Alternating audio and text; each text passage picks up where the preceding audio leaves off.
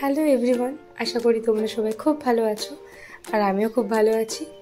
তো চলে আসলাম আরও একটি ব্লগ নিয়ে। এটা অনেকটা দিন হয়ে গেল, ছাড়া হচ্ছে না। এটা হচ্ছে সরাসরি চলে গেছিলাম সেদিন সকালে মাসির বাড়িতে।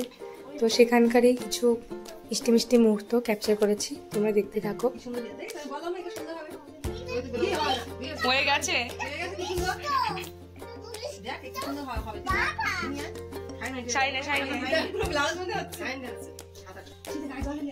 আসলে মন খারাপ করেছিল, সবাই শাড়ি পরেছে, ও পরেনি, তাই বৌদি একটু পল্টুর জামা নিয়ে ওকে ব্লাউজ টাউজগুলো পরিয়ে দিচ্ছিল। যাই হোক, এটা হচ্ছে আমাদের মানে মাসির বাড়ির পাড়ার সরস্বতী ঠাকুর।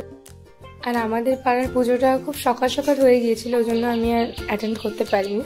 চলে গিয়েছিলাম একেবারে মাসিদের সাথে পুচকু বাচ্চাদেরকে নিয়ে। তারপর কিছুক্ষণ পর দেখি বাবিন চলে এসছে সরস্বতী পুজো দেখতে, ওর প্রথম সরস্বতী পুজো। ভাল লাগছে, কমপ্লিমেন্ট পেয়ে তো আমি খুবই খুশি। এদিকে তো আমার ফোনের দিকে তাকাই না, তখন খুবই ছোট ছিল।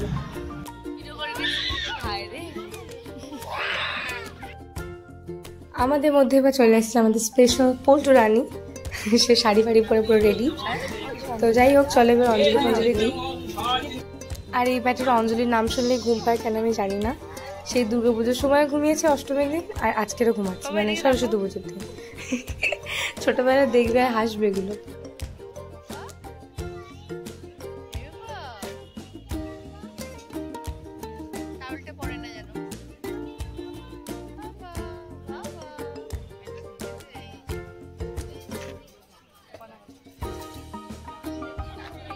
এখন অঞ্জলি হয়নি, দিদি খাওয়া শুরু করে দিয়েছে।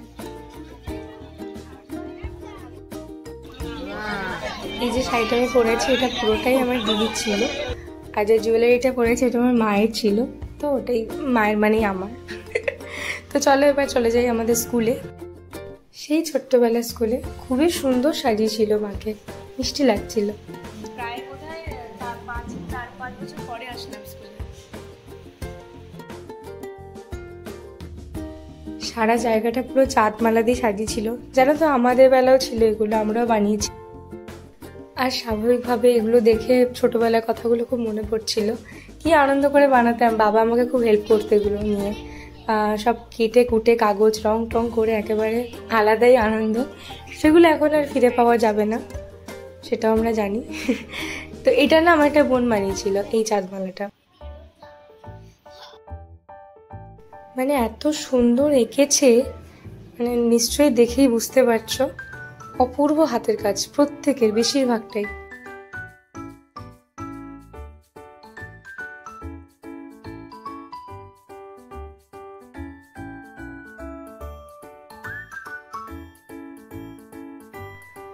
তো চলো এবার বাড়ি ফেরা যাক। আমি না খুব আশা করেছিলাম জানো তো যে ম্যামদের সাথে দেখা হবে, বাট হয়ে ওঠেনি। আসলে এবছর 2 দিন ধরে পুজো হয়েছে, তো প্রথম দিনই হয়ে গেছিলো পুজোটা, আমি গিয়েছিলাম দ্বিতীয় দিন, তো ওই জন্য আর কেউ ছিল না। আর এদিকে বাবেন পুরো ঘুমিয়ে কাঁদা দাদুর কোলে। চলো একটু করে আমাদের পাড়ার আশেপাশেগুলো একটু দেখিয়ে নিয়ে আসি তোমাদেরকে। সত্যি খুব সুন্দর সাজিয়েছিল এক কথায়। এরপর এরকম সন্ধ্যের দিকে চলে গেছিলাম আবার মাসির বাড়িতে, সেখানে তেলের পিঠে বানাচ্ছে আমাদের বৌদি। আলাদাই লেগেছিল, আমার তেলের পিঠে খুব পছন্দের একটা পিঠে, মানে ওই পিঠে দেখলে আমাকে আর কেউ সামলাতে পারে না। তেলের পিঠে, পাটিসাপটা, দুধ পুলি, মানে কোনো কথা হবে না। বাড়ি এসে দেখি পাড়া থেকে কত খিচুড়ি আর লাবড়া পাঠিয়েছে, মানে এগুলো খেলে জাস্ট মানে 5 দিন আর খেতে হবে না। তাই দিদির বাড়িতে মাসির বাড়িতে আমরা আবার পার্সেল করে পাঠিয়ে দিয়েছি কিছুটা। না ঠিক আছে, কেউ বাকেনি।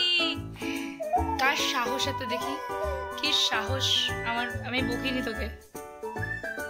বাবা এ দেখো, তুমি ভাতু খাবে তো? কবে খাবে ভাতু? বলে দাও কবে ভাতু খাবে? কবে ভাতু খাবে? ফ্রাইডে। তারিখ কত? আর আমি তো হচ্ছি বহনকারী, পার্সেল ম্যান।